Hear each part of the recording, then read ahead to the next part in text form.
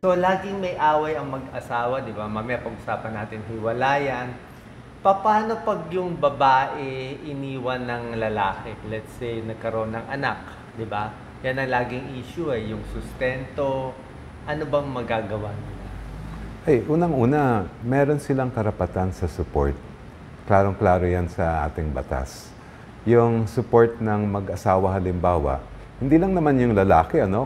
Let's say hindi sila mag-asawa, ano lang, mag-boyfriend lang. Kung boyfriend and girlfriend, wala pong obligasyon yan sa isa't isa. Pero sa anak, meron yan. So, paano mangyari? Let's say, so yung babae na nagkaroon ng anak dito sa lalaki, kailangan niya i-prove na yung lalaki ang tatay? Either i-prove o kung mismong may admission kung inamin ng lalaki na siya ang tatay, hindi, yun na yun. Yun na yung pruweba. So, pwede na yun. Meron silang picture together. Proof na ba yun? There's pictures, may letters, depende kasi sa amount ng evidence. Siyempre, kailangan mapatunayan yan sa mata ng batas natin. Oo. Kailangan mo ba ng DNA yung gano'n? Minsan, kung talagang dinideny ng, let's say, ng father, ay yun ang the best evidence talaga. Ang problema lang kasi sa DNA, napakagastos ng testing DNA doon. test. Okay. So, palagay natin, anong klaseng sustento makukuha ng babae na nag-aalaga sa anak? Well, ang sustentong yun ay idadaan sa babae, pero actually, ang talagang recipient niyan, syempre, yung anak. At yun yung para sa pagkain, sa kanyang pag-aaral, pati yung transportation niya to school and back, yung basic needs ng bata. Siyempre mag-aaway Ayaw naman nung lalaki magsustento, siyempre. So, sasabihin nung lalaki, bigyan lang kita 5,000. Sasabihin ng babae, gusto ko 25,000 or something like that. So, anong mga options nung babae? May kaso ba dito? Kung hindi sila magkasundo, ay talagang they will have to go to court. At mismo yung judge ang magde-decide kung ano ba yung talagang sapat na halaga para isuporta yung bata. Siyempre, magkakaroon ng dalawang panig yan, Doc Willie. Sasabihin ng isa, ito lang ang kaya ko. Sabihin ng isa, dapat ito ang ibibigay mong support. So, magpa-file pa ng kaso yung babae? Babae, depende kung sino yung may kustodiya ng bata. Pwede rin mag-file ng kaso yung lalaki? Meron din ganon. Actually, pag yung anak na iwan sa lalaki, yung babae, let's say, overseas worker. Let's say yung lalaki parang house husband siya, yung talagang kumikita yung babae. O kunyari, OFW siya. Pwede rin naman siya humingi para sa bata, hindi para sa kanya. Anong court, paano ba mag-file? Hindi kami marunong mag-file ng ganito Ano bang pinupuntahan? Let's say, an example ko let's say Makati City or Pasay City. Well, sa mga bagay na yan, ang payo ko, ang tip ko sa inyong lahat ay kailangan makapag-usap kayo sa lawyer. Kasi tatanungin ng lawyer sa inyo, saan bang residence ninyo, nasaan yung bata, nasaan yung kinakasama ninyo. And then, sila magbibigay ng advice kung saan ang best na place kung saan mag-file. Paano kung mahirap lang sila? Paano sila kukuha ng lawyer? Pupunta tayo sa Public Attorney's Office, sa PAO, o di kaya sa IBP, yung Integrated Bar of the Philippines. Bawat chapter ng IBP ay meron dapat free legal aid yan. Pero, practically, meron ba? Or... Meron naman. May iba-iba rin mga grupo na nagbibigay din ng free legal aid. Depende sa lugar, depende sa pagkaalam ninyo. Magandang i-check din natin sa internet kung sino-sino mga grupo ang nandun sa inyong kinatitiran. So, kailangan nila talaga lawyer? Yung mga bagay kasi na yan, hindi na kayang gawin ng kayo lang Yung mga utang, pwede pa yon Doc Willie, yung small claims. Pero yung mga So, marami. Ang iba ginagawa ng babae, susumbungan yung amo ng lalaki. Diba? Ite-threat niya, diba? O tatanggalin ka, sisiraan kita kung hindi ka magbibigay. Yun na lang maisip niyang option May mga ganon. Kaya lang, ang tawag kasi namin dyan, mga extra legal na measures yun So, medyo hirap pala makakuha ng sustento. Hindi naman mahirap, pero yung magiging challenge dyan ay makahanap ng abogado na hindi naman masyadong magastos ang ibabayad natin. At yung isa pang problema kasi sa justice system natin, yung minsan ay dahil sa kulang tayo ng mga judge, ay minsan hindi na aksyonan agad ang mga kaso. So, medyo wala silang magagawa talaga. In short, medyo mahirapan. Lalo na kung maliit lang hinihingi nila. Unless big time na mayaman yung lalaki na o yung babae. Well, ganito, Doc Willie, kung talagang nangangailangan sila, Oo. whether big or small amount yan, kasi para sa kanila, kahit sabihin Big yun natin maliit, malaki pa rin para sa kanila yon.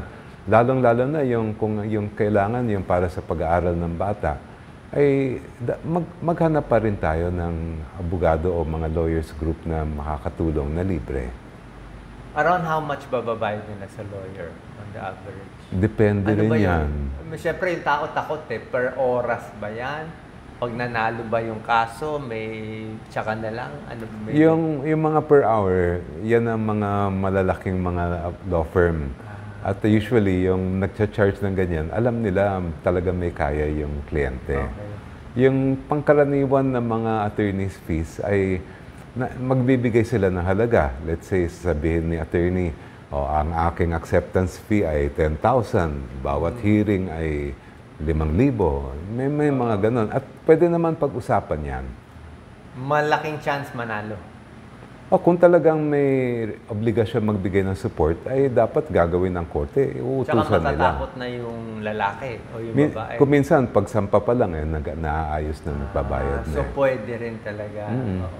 Pero depende rin siyempre sa sweldo nung lalaki or babae ang hihingiin mo. Depende po sa sweldo, depende sa pag-aari niya ng kung ano man, mga real estate o mga sasakyan. Marami mga bagay ang dapat titingnan. May nagtatanong kanina, Attorney Chel, paano kung, okay, may anak siya dito sa lalaki, pero pareho sila, may kanya-kanyang bagong partner na? Meron pa rin obligasyon magbigay ng support yung magulang, kung sino yung tatay man o yung nanay, depende sa kakayahan. So, walang connection na may bago siyang partner. Sabi, may bago ka ng partner di doon ka na kumuha sa bagong partner, may cargo na niya yun. Hindi sapat na excuse yun, Doc. So, okay lang yun. Pwede pa rin habulin yung support sa parent. So, in this connection, kung talagang mahirap ang sustento pag hindi nga sila mag-asawa, pupunta tayo sa issue na mas maganda pa rin ba mag-asawa o mag-live-in na lang sa panahon ngayon? Siyempre, nasa sa atin yon.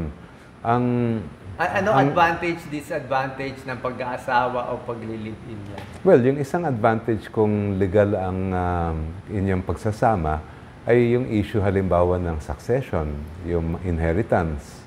Dahil klaro yon, pag kayo ay mag-asawa at meron kayong anak, ang tawag doon ay mga legitimate children, kung ano man yung inyong pag-aari, pag kayo namatay, ay mapupunta sa kanila.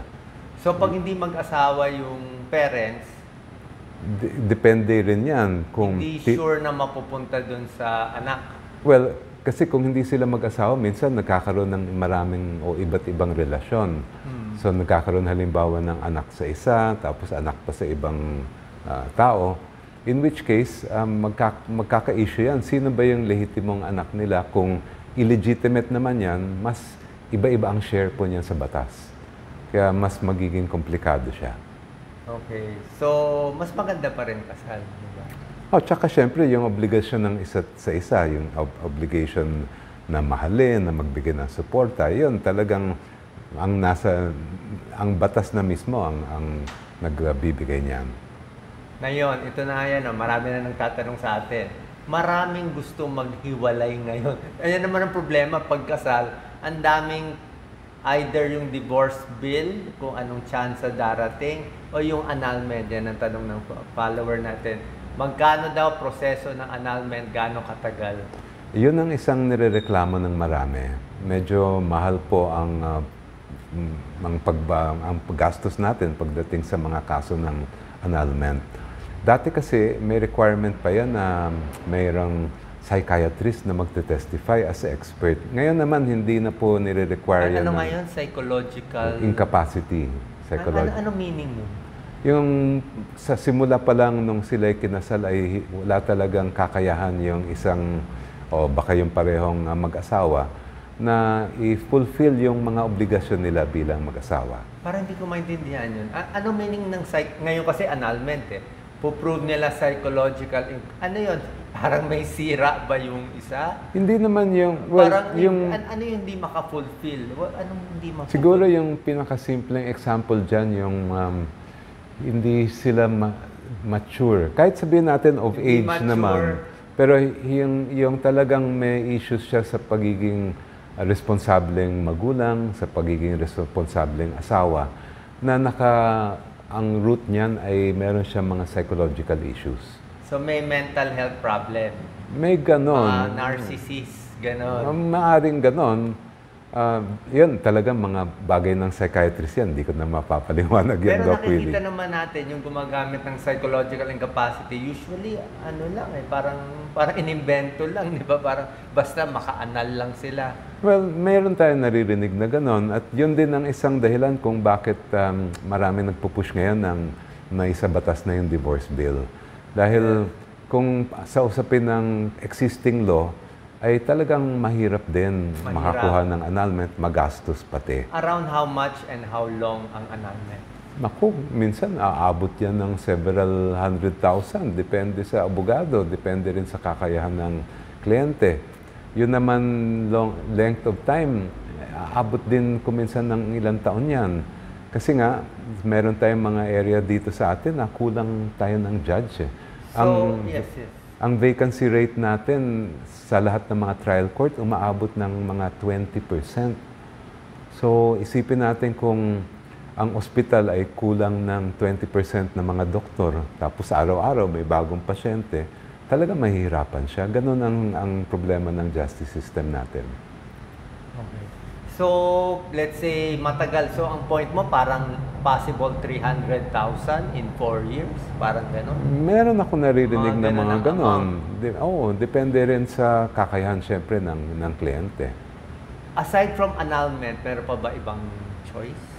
Yes, pwede rin mag-file ng legal separation.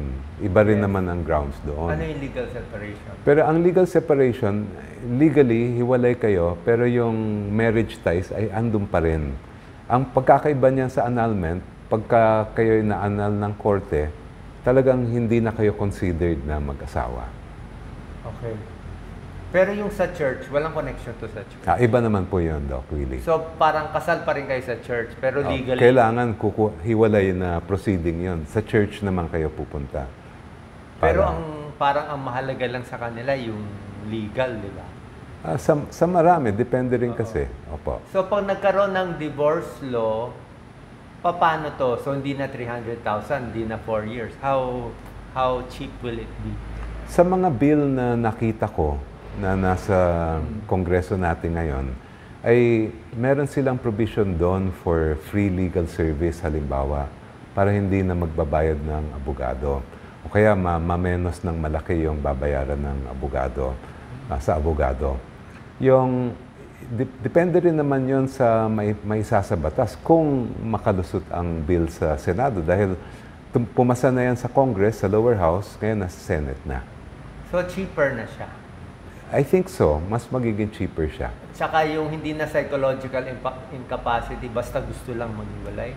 Hindi. Depende rin sa iba-ibang version ng bill eh.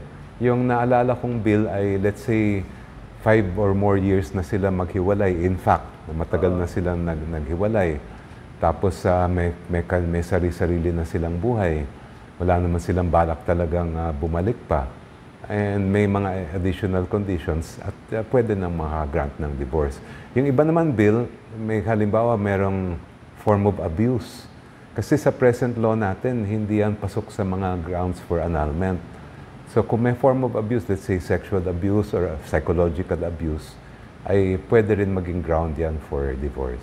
Ito yung mga violence against women. Yes. Ano ba to yung nasigawan yung babae, hindi nabigyan ng pang-shopping? Di ba Hindi naman. Yung serious talaga na forms of abuse. Yung talagang palagi niyang minamaliit yung asawa niya na to the point na parang wala nang self-esteem yung asawa or talagang may physical or sexual abuse. Yung mga ganong klase. Pwede bang pag hindi annulment, mag-file na lang violence against women, yung babae? Pwede naman, pero ang mangyayari dyan, hindi directly ma-affect yung marriage ties nila. Ano lang makukuha Ang, nila? kung ang vowsy ang ifa-file, criminal case. So, may parusa yan, imprisonment o kaya fine, or both. So, mahirap ngayon. So, bakit sa buong mundo tayo lang sabi mo walang divorce? Yun ang isang nakakapagtaka eh. Kasi dalawa lang bansa sa buong mundo ang walang divorce, ang Vatican at ang Pilipinas. Pero ang Vatican kasi, doon hindi naman separated ang church and state. Tayo na lang ang bansa sa buong mundo na may kinikilala natin yung separation of church and state na wala pa rin divorce. Okay. Any final words, Attorney Chel? Marami nagtatanong dito sa mga... Maraming gusto magpa-anal. Well, maraming salamat sa inyong interest. Kung meron pa po kayo mga katanungan legal, meron po tayong free legal help desk. Pumunta lang po kayo sa www.cheldiokno.com. At pwede nyo rin akong i-follow sa FB, sa IG, sa TikTok, sa YouTube, dahil marami po tayong mga explainer doon tungkol sa batas. Yes, mabilis mahanap si Attorney Chel sa FB at sa iba. Okay. Sige po, magbabalik pa rin tayo.